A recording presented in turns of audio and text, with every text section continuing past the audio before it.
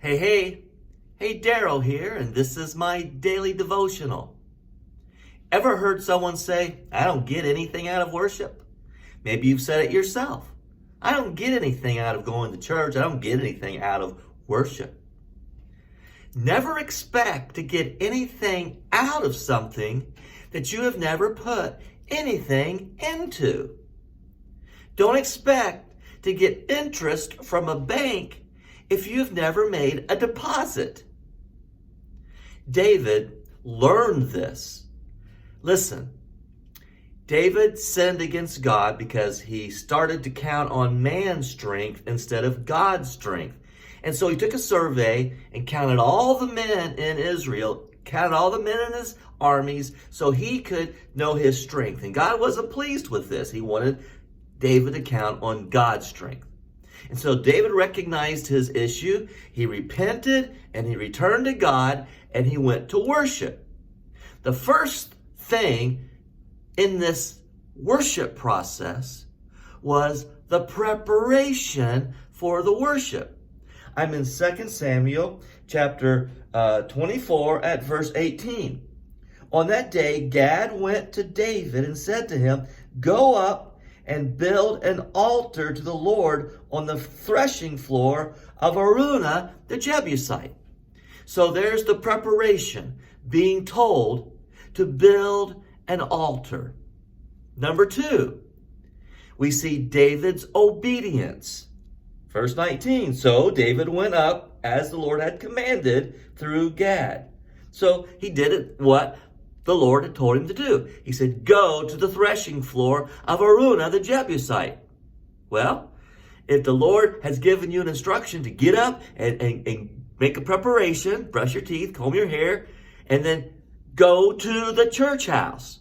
That's what he did. He went to the threshing floor of Araunah as instructed by God. And then there was the sacrifice. Verse 20 through 24. When Araunah looked and saw the king and his men coming toward him, he went out and bowed down before the king with his face to the ground. Araunah said, "Why has my lord the king come to his servant?" "To buy your threshing floor," David answered, "so I can build an altar to the Lord, and the plague on the people will be stopped."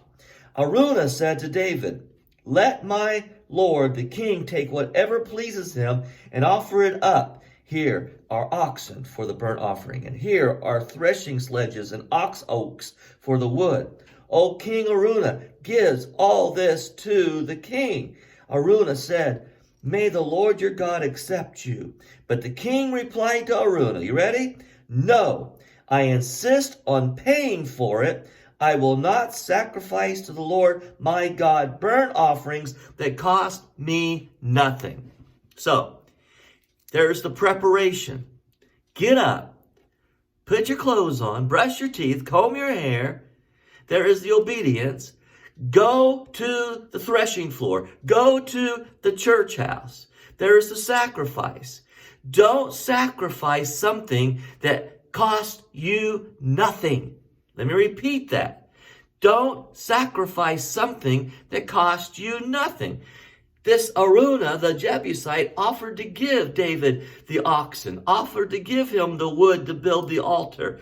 And David said, "No, I'm not going to sacrifice to the Lord something that costs me nothing."